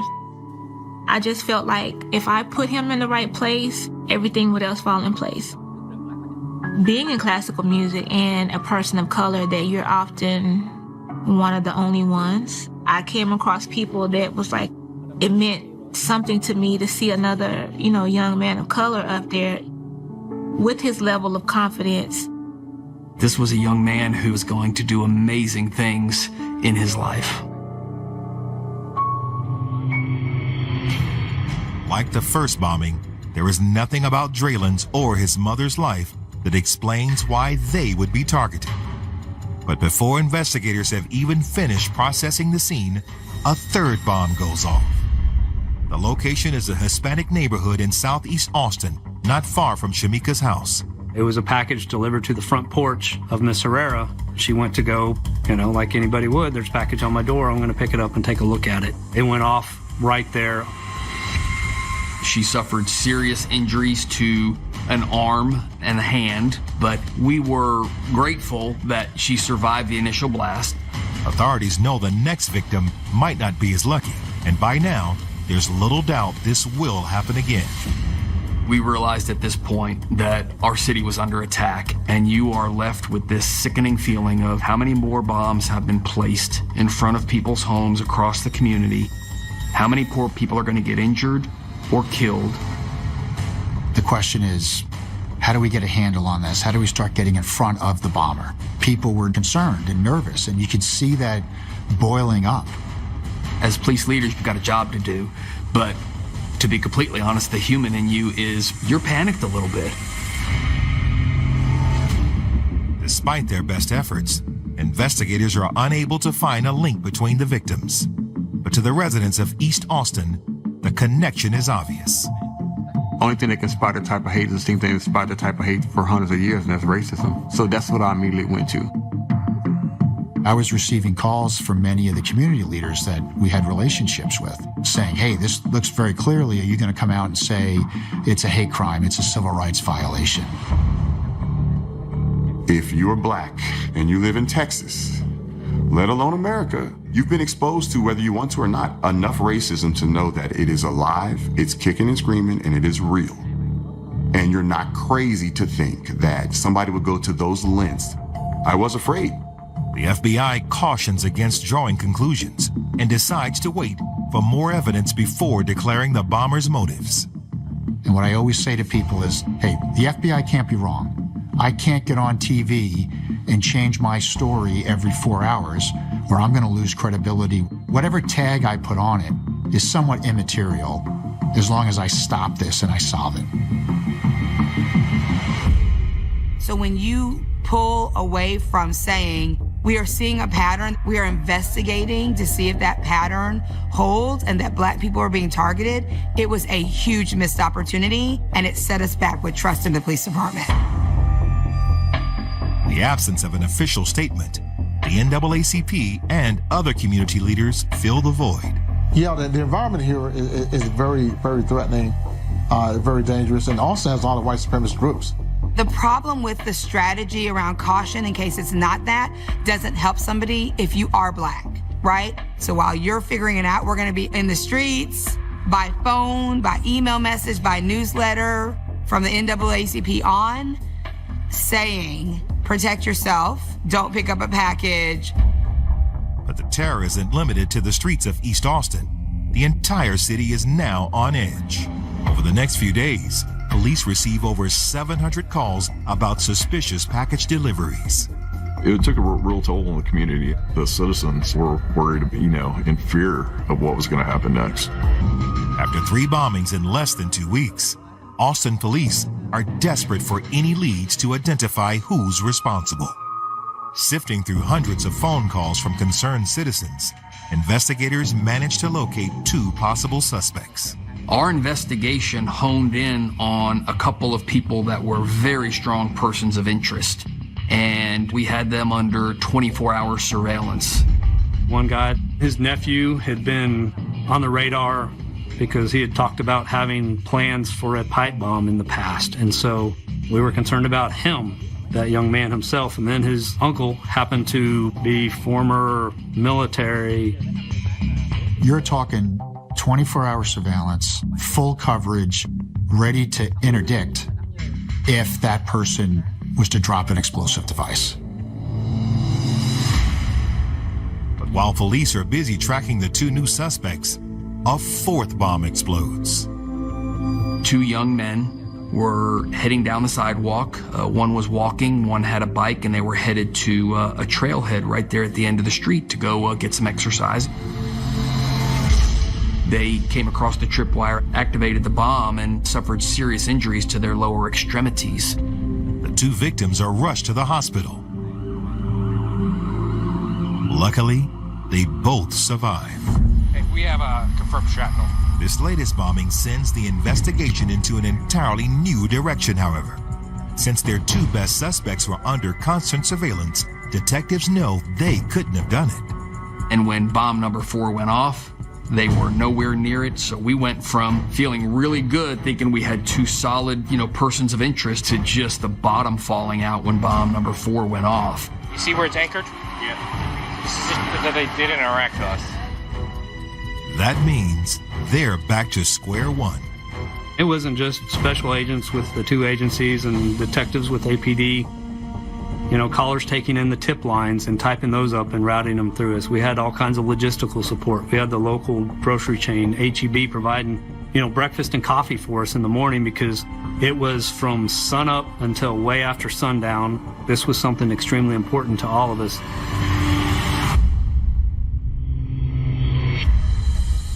Each of the devices have used nearly identical parts, so the task force remains convinced they're the work of one man. But the 4th bombing is different in a number of ways. We were still investigating a serial bomber, but bomb number 4 changed in a lot of ways. First of all, it was placed west of I-35. It was placed in a community that is primarily Anglo and of a much higher economic status than the other neighborhoods. So it blew the whole idea of, hey, this is a hate crime. This isn't a targeted attack. This is random in nature. The most alarming change is to the bomb itself. This was a tripwire activated device. It wasn't even like it was in front of a particular person's house. And so therefore, it could have been anybody walking by. It could have been a 90-year-old grandlady, or it could have been a 3-year-old, learning how to ride a scooter, or anyone in between. We're seeing a progression here in violence, in randomness, in sophistication. And that was very concerning. And it did also really, for the first time, raise the possibility of, hey, this could be terrorism. Austin became a city in fear. It was being talked about everywhere. I think people were curtailing their daily activities and changing how they went about everyday life. I think people are looking at their neighbors, funny. Anybody that you don't recognize could be a suspect. Investigators believe it's only a matter of time before the next attack.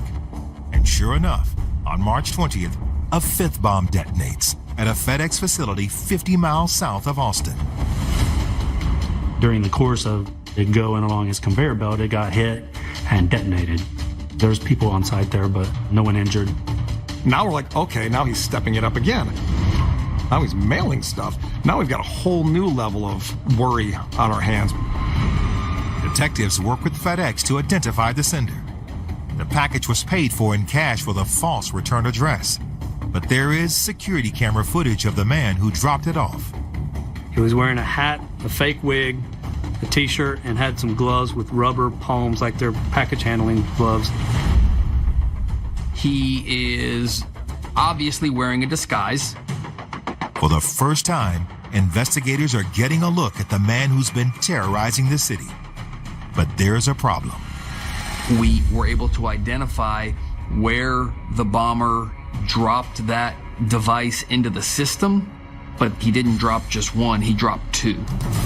So we now had a device that was unaccounted for. And so it's the race against time of where is that device and how quickly can we get to it. Luckily, the package hasn't gone very far. I had just finished a 4 a.m. sweep of golf course, and we got a call. Hey, come to the FedEx facility on McKinney Falls Parkway now, because we have what could be a device here that hasn't functioned yet. We almost got in a fist fight to decide who was going to go inside and be the first to make contact with this package. And I won the fist fight, thank goodness, no blood or anything, so I got suited up to go inside. X-ray imaging confirms it contains a bomb, so the device is carefully removed and dismantled. So we set up an area to render it safe, which means to deconstruct it to the degree that it's not dangerous anymore, and preserve as much evidence as you safely can do. There's probably only a handful of bomb technicians that have rendered safe a device that was sent through the mail and intended to do harm to somebody. So you get a little sense of pride apart from that. Investigators now have two things they didn't before: undamaged components to trace and a new lead. We interviewed the employee who accepted the package from the bomber. That's where the break really starts to come. And then we're able to piece it all together.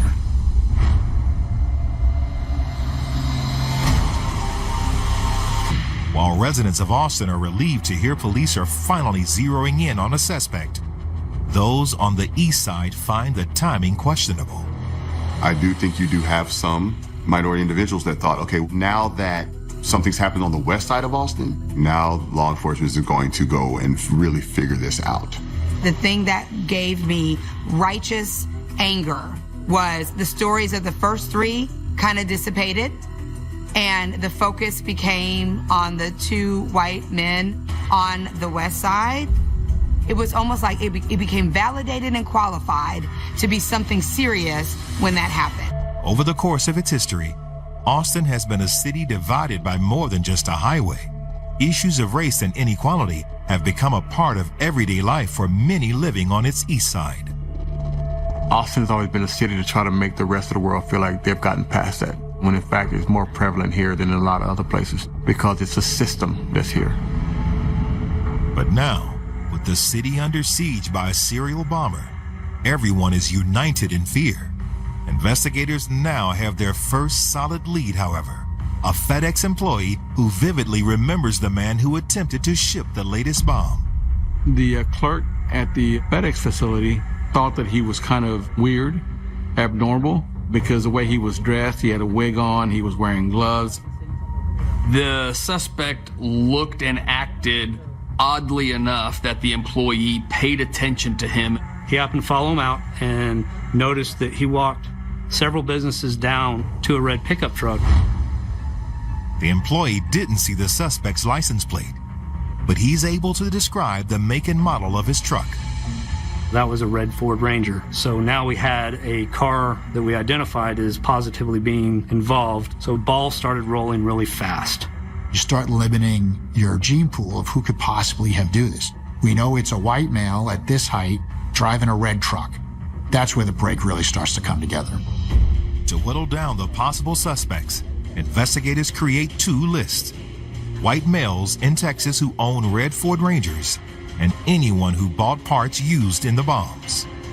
It's matching spreadsheets from Home Depot to spreadsheets from DMV, and you just keep bringing that funnel down. We had 600 people involved in this investigation, so there's a lot of unsung heroes, intel analysts crunching through the data. So as a team, as a unit, you just want to recognize the people that put forth a lot of good effort. Pouring through a seemingly insurmountable amount of data, investigators finally get a hit. We pulled receipts from all these electronic stores, and in those receipts, we have an individual that drives a Ford Ranger pickup. The suspect's name is Mark Condit. Once we identify a name and a person, we start investigating. Do they have a social media presence? What's their criminal history? What can we find out about them without yet talking to people that we know this person? Because at this point, we have to tread very carefully and let that person know that we're on to them. Investigators learn Condit is a 23-year-old native of Austin who was fired from his job at a manufacturing company in 2017. There weren't any huge red flags regarding criminal history, so that was kind of unusual, but we knew we had his face, his car, and we knew we needed to get a hold of him before he went on the run. When police arrive at Condit's current address on March 20th, they find the red pickup parked outside, but their suspected bomber isn't there. They immediately set up surveillance and obtain a search warrant for the house. You would imagine there's a lot of work. Now things are just going, they weren't already going 1,000 miles an hour, now they are. We recognized that the home was likely a bomb-making factory and could have booby traps in it. So this was going to be both a very complex and a very dangerous operation. Ultimately, the task force decides to wait until morning to make their move. It will be more dangerous if we do it under the cover of darkness because my team could miss something, they could miss a tripwire. By this time, we'd all been up, 20 plus hours. We didn't want to put anything into play if we didn't have him locked down to a certain area. And so I sent everyone home except, I think there were 6 of us, and we loaded up with probably 18 monsters and a couple of granola bars and knew that we were probably going to be sitting in a van all night. But a few hours later, there's another breakthrough. It was right at 1:00 a.m. in the morning, and one of the tech guys is like, "Hey, I got him on the phone. He's on Wi-Fi." So all of a sudden phones start ringing, we start waking people up. He was in a hotel parking lot in Round Rock. Then it's a question of how do you take him down most safely without running the risk that he kills innocent civilians and obviously he doesn't kill any law enforcement. In the early hours of March 21st, Austin police close in on the man they believe has been terrorizing the city for nearly 3 weeks. Suspected serial bomber, Mark Condit. He was sitting in his vehicle in a parking lot at a hotel up in Round Rock, a community just north of Austin. And we, within minutes, were able to get surveillance on him. He's a killer. He's used bombs. We don't know what he's capable of.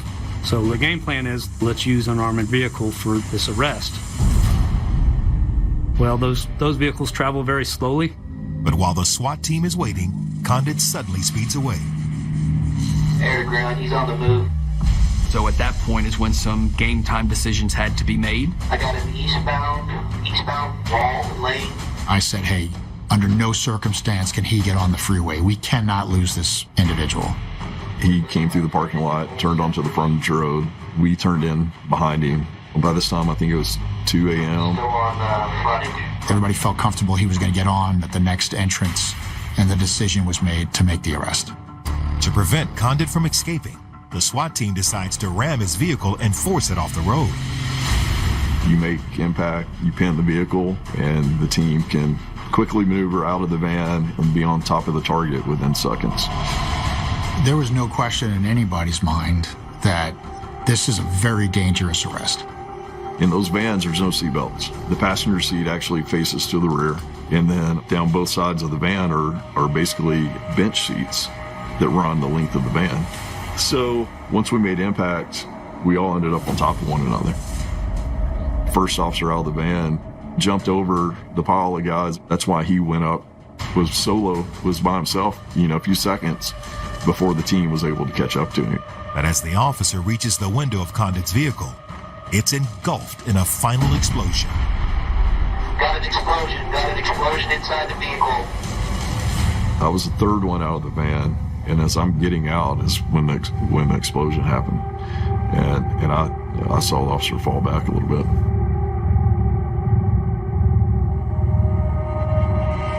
Condit dies in the blast.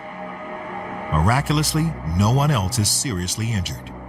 And frankly, by the grace of God, none of the SWAT operators were killed. Some of them got hurt a little bit, but that could have been much, much worse. When investigators search the wreckage, they find a taped confession Condit left behind. And where he confesses to all the bombings that have been going on in Austin. And he talks about why he did it.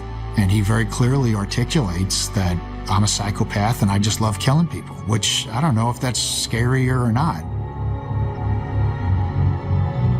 I think in a way you want to have a reason, because I think for normal people, it's hard to mentally wrap your brain around the fact that somebody would do this. It was shocking. Detectives find more evidence in Condit's house. That next morning, myself, someone from FBI and APD, we went to the bomber's parents' house to give a death notification. In his room, there was a bomb maker's box, and it had everything that he had used in all of his bombings. The wiring, the initiators, the pipes, the powder, all that was all contained in that one box.